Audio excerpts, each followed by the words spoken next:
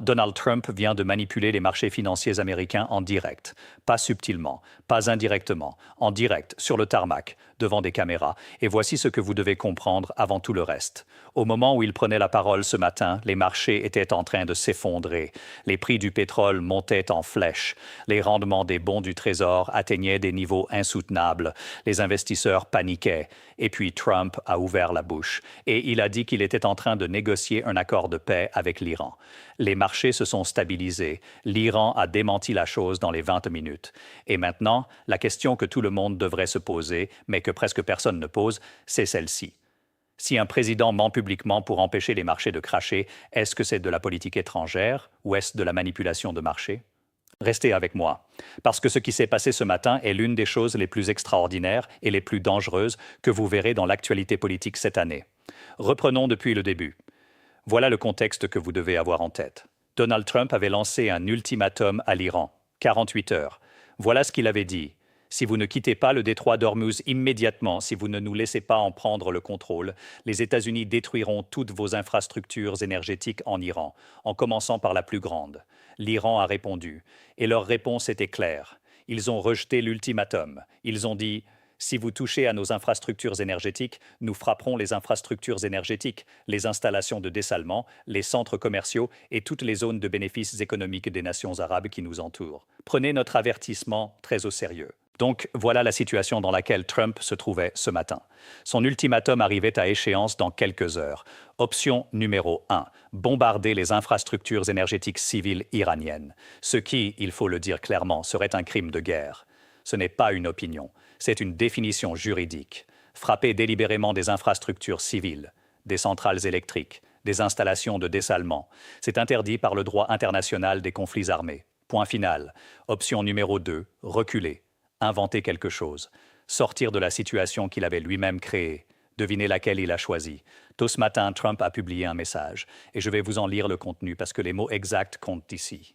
Il écrit qu'il est heureux d'annoncer que les États-Unis d'Amérique et l'Iran ont eu, au cours des 2 derniers jours, des conversations très bonnes et productives concernant une résolution complète et totale de leurs hostilités au Moyen-Orient.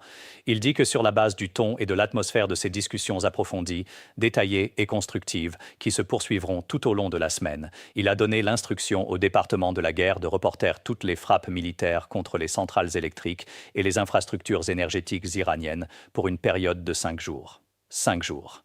Arrêtez-vous là une seconde. Pourquoi 5 jours? Les marchés ferment le vendredi.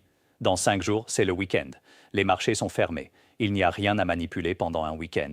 Et puis on arrive au lundi et on peut recommencer. C'est la mécanique la plus transparente de manipulation de marché que vous ayez jamais vue de la part d'un président en exercice. Mais attendez, parce que ça empire. Dans les 20 minutes qui ont suivi la publication de ce message, l'Iran était sur ses propres chaînes d'information d'État. Et leur message était simple. 1. Il n'y a eu aucun contact direct ou indirect avec Trump ou son équipe. 0. Aucun. 2. Trump essaie de gagner du temps dans la guerre contre l'Iran. 3. Trump a retiré ses menaces de frapper les centrales électriques après l'avertissement ferme de l'Iran sur les représailles. 4. Les déclarations de Trump font partie d'une campagne de guerre psychologique contre l'Iran. 5. Le détroit d'Ormuz ne reviendra jamais et ne reviendra jamais aux conditions d'avant-guerre tant que cette guerre psychologique se poursuit. Ce n'est pas l'Iran qui dit que Trump ment. C'est l'Iran et le rédacteur en chef du Wall Street Journal, l'un des journaux financiers les plus respectés au monde, qui disent exactement la même chose. Le rédacteur en chef du Wall Street Journal a publié ce matin une déclaration extraordinaire. Il a dit que la réalité troublante avec ce président, c'est que les Américains en temps de guerre se trouvent dans la position sans précédent de devoir soupçonner que la version des événements de l'ennemi est plus susceptible d'être vraie que la nôtre. Nous sommes devenus Bagdad Bob. Lisez ça à nouveau. Le Wall Street Journal. Pas une publication de gauche, pas un blog politique partisan. Le Wall Street Journal qui dit que nous sommes devenus Bagdad Bob. Pour ceux qui ne savent pas, Bagdad Bob était le porte-parole du gouvernement irakien de Saddam Hussein, célèbre pour avoir nié que les chars américains entraient à Bagdad alors qu'ils apparaissaient littéralement en arrière-plan de ses conférences de presse. Voilà où nous en sommes. Mais revenons au marché, parce que c'est là que le crime réel se joue. Ce matin, avant la déclaration de Trump, voilà ce qui se passait. Les prix du pétrole grimpaient vers 120, voire 150 $ le baril. Les rendements des bons du Trésor à 10 et 20 ans atteignaient des niveaux que les économistes qualifient d'insoutenables. Les investisseurs vendaient, la panique s'installait. Et puis Trump a publié son message et les marchés se sont stabilisés. Des oscillations massives des marchés ont eu lieu ce matin en l'espace de quelques minutes, directement corrélées à la publication d'un président. Voici la question que vous devez vous poser.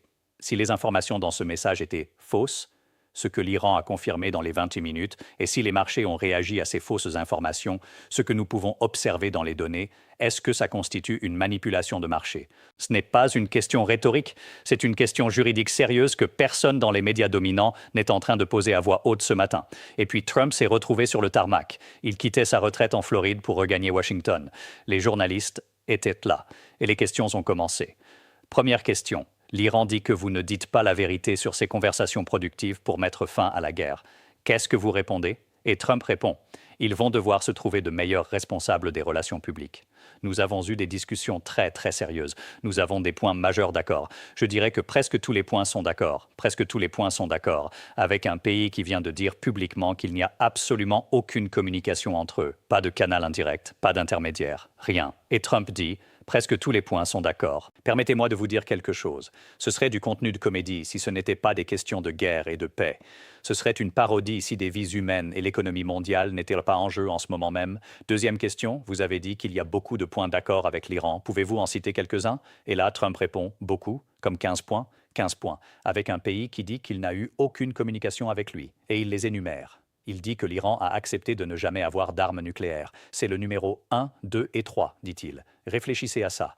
Il prétend qu'un pays, dans des conversations secrètes que ce pays nie même avoir tenues, a accepté de ne jamais développer d'armes nucléaires. L'une des positions les plus complexes et contestées de la diplomatie mondiale depuis 30 ans, résolue apparemment dans une conversation de 2 jours dont personne d'autre n'a connaissance. 15 points d'accord. Avec un gouvernement qui dit qu'ils ne se sont pas parlé. Troisième question, qui est-ce que Steve Witkoff rencontre en Iran? Qui est leur interlocuteur? Et Trump répond, une personne très haut placée, quelqu'un de très respecté, quelqu'un que les gens à l'intérieur connaissent. N'oubliez pas, dit-il, nous avons éliminé la direction en phase 1, phase 2 et en grande partie phase 3. Mais nous traitons avec l'homme que je crois être le plus respecté. Un journaliste demande, est-ce le guide suprême? Trump répond, non, pas le guide suprême. Nous n'avons pas entendu parler du fils. Nous ne savons pas s'il est vivant. Arrêtez-vous là. Le président des États-Unis, en conférence de presse, vient de dire qu'il ne sait pas si le fils du guide suprême iranien est vivant. Et il prétend simultanément être dans des discussions productives avancées avec le gouvernement de ce même pays. Est-ce que vous voyez le problème? Soit Trump connaît ses interlocuteurs, auquel cas il sait parfaitement si le fils du guide suprême est vivant, soit il ne les connaît pas, auquel cas il invente tout ça. Il n'y a pas de troisième option. Quatrième question, dans votre accord, qui va contrôler le détroit d'Ormuz? Et voici la réponse de Trump, mot pour mot. Il dit, ce sera un contrôle conjoint. Par qui? Peut-être moi, les États-Unis, moi et l'ayatollah. Quel que soit l'ayatollah, quel que soit le prochain ayatollah, moi et l'ayatollah. Donald Trump vient de dire en conférence de presse internationale que lui et l'ayatollah vont co-gérer le détroit d'Ormuz ensemble. Le détroit d'Ormuz, par lequel passe environ 20% de tout le pétrole mondial. La voie maritime la plus stratégiquement importante de la planète. Gérée conjointement par Donald Trump et un dirigeant religieux iranien dont il a admis ne pas savoir si son successeur désigné est encore vivant. Il n'existe pas de mot dans la langue française ni dans aucune autre langue qui capture correctement ce moment. Puis il fait une comparaison. Il dit « Regardez le Venezuela comme ça se passe bien. Nous faisons tellement bien au Venezuela avec le pétrole et la relation entre le président et nous. Et peut-être qu'on trouvera quelqu'un comme ça en Iran. Le Venezuela. » Comme exemple de succès de politique étrangère, ce matin, sur le tarmac, pendant une guerre. Cinquième question. Si vous dites que la guerre se termine dans 5 jours, vous demandez toujours 200 milliards de dollars de budget supplémentaire. Et Trump répond, c'est toujours bien d'en avoir, c'est toujours bien d'en avoir, c'est toujours bien d'en avoir. 200 milliards de dollars de budget militaire supplémentaire, pendant que des hôpitaux ruraux ferment dans tout le pays, pendant que des millions d'Américains n'ont pas les moyens de se payer une assurance maladie, pendant que des établissements scolaires fonctionnent avec des budgets coupés, pendant que les programmes de filets sociaux sont démantelés un par un, c'est toujours bien d'en avoir. Et voilà où on arrive à la mécanique réelle de ce qui se passe ici. Parce que quand vous prenez du recul et que vous regardez la structure de tout ça, elle est d'une clarté troublante. Lundi, les marchés ouvrent. Trump crée ou amplifie une crise. Les marchés chutent. Milieu de semaine, Trump publie une annonce, un accord, des négociations, un progrès, réel ou fictif. Les marchés se stabilisent. Vendredi, les marchés ferment. La réalité revient. La crise continue. Week-end, rien ne se passe sur les marchés. Lundi, recommencer. C'est un cycle de 5 jours. Et le fait qu'il ait spécifiquement dit 5 jours n'est pas une coïncidence. Ce n'est pas une durée diplomatique significative. Ce n'est pas le temps qu'il faut pour conclure un accord de paix au Moyen-Orient. C'est exactement le temps qui s'écoule jusqu'à la fermeture des marchés ce vendredi. Et pendant ce temps, pendant que ce cycle se répète, les conditions réelles sur le terrain n'ont pas changé. Le détroit d'Ormuz est toujours fermé. Les livraisons de pétrole ne passent toujours pas. La guerre continue. Ce matin même, Israël a non pas réduit, mais intensifié ses frappes sur Téhéran. L'Iran continue de frapper les pays voisins. Rien de ce que Trump décrit ne correspond à ce qui se passe réellement. Et il y a encore autre chose. Parce que ce matin, un haut responsable du renseignement américain a démissionné en signe de protestation contre la guerre en Iran. Et quand les journalistes ont demandé à Trump de commenter, voilà ce qu'il a dit. Il a dit « Je l'ai rencontré au moment où sa femme avait été tuée dans une attaque terroriste. Il s'est remarié assez rapidement. Il a perdu ses élections au Congrès 2 fois. Être sympa ne paye pas trop. » C'est la réponse du président des États-Unis à la démission d'un haut responsable du renseignement protestant contre une guerre active. Pas une réfutation des arguments sur la politique. Pas une défense de la stratégie militaire. Une attaque personnelle sur la vitesse à laquelle un veuf de guerre s'est remarié. Et ça, en réalité, c'est peut-être la chose la plus révélatrice de toute cette conférence de presse. Parce que ça montre exactement comment ce gouvernement traite la dissidence intérieure. Pas avec des arguments, pas avec des données, pas avec une stratégie, mais avec des attaques personnelles sur ceux qui osent dire non, maintenant. Zoomons sur ce que tout ça signifie à l'échelle systémique. L'économie américaine est en train de subir des dommages réels à cause de cette situation. Pas des dommages théoriques, pas des risques hypothétiques, des dommages réels et mesurables. Le détroit d'Ormuz contrôle environ 20% de l'approvisionnement mondial en pétrole. Tant qu'il est fermé ou perturbé, les prix de l'énergie restent élevés. Des prix d'énergie élevés augmentent le coût de presque tout. Le transport, la fabrication, la nourriture, le chauffage. Ce sont les familles de la classe moyenne qui en perdent le prix directement, à la pompe, dans les supermarchés, dans leurs factures d'électricité. Et pendant ce temps, les déclarations contradictoires du gouvernement américain, disant une chose pendant que la réalité sur le terrain dit l'inverse, érodent quelque chose d'encore plus précieux que le prix du pétrole, la confiance dans la fiabilité de la parole américaine.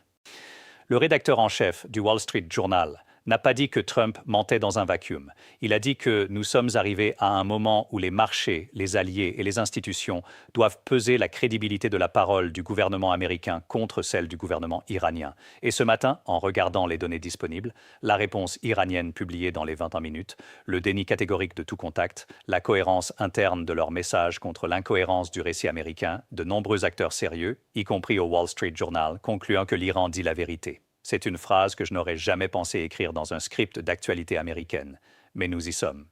Ce matin, il y avait aussi d'autres nouvelles dans le monde. Des catastrophes naturelles importantes se déroulaient au Nebraska et à Hawaï. Des familles déplacées, des infrastructures endommagées, des communautés en crise. À l'aéroport de LaGuardia à New York, un avion de Jazz Airlines, un Canadair régional, est entré en collision avec un camion de pompiers sur la piste. 2 morts, une douzaine de blessés. Des questions immédiates sur les effectifs de la tour de contrôle, déjà sous pression depuis des mois de réduction de personnel. Quand un journaliste a demandé à Trump de réagir à cet accident, voici ce qu'il a dit. « C'est terrible. Ils ont fait une erreur. C'est un secteur dangereux. C'est terrible. Merci. C'est tout. » Un accident mortel sur le sol américain impliquant potentiellement une tour de contrôle sous-dotée en personnel. Et la réponse du président est « C'est un secteur dangereux. Merci. » Pas de questions sur les effectifs. Pas de mention des coupes budgétaires. Pas d'engagement à enquêter. Juste, c'est un secteur dangereux. Et puis la conférence de presse continue et on revient à l'Iran, aux 15 points d'accord, à moi et l'ayatollah qui contrôlons ensemble le détroit d'Ormuz. Voilà où nous en sommes. Un président qui lance un ultimatum à l'Iran avec une échéance de 48 heures, qui, au moment où cette échéance arrive, invente des négociations de paix pour éviter de devoir choisir entre un crime de guerre et un recul public, dont les marchés bougent en réponse à ces annonces, dont les annonces sont contredites dans les 20 minutes par le pays concerné, dont le plan ne couvre apparemment que 5 jours, exactement jusqu'à la fermeture des marchés ce vendredi, et qui, interrogé sur tout ça, répond que l'Iran a besoin de meilleurs responsables des relations publiques. Le détroit d'Ormuz est toujours fermé, la guerre continue. Les marchés ont bougé sur la base d'informations que l'autre partie dans l'équation nie catégoriquement. Et quelque part sur un tarmac en Floride, Donald Trump est monté dans son avion direction Washington. Dans 5 jours, les marchés ferment et lundi matin, le cycle recommence.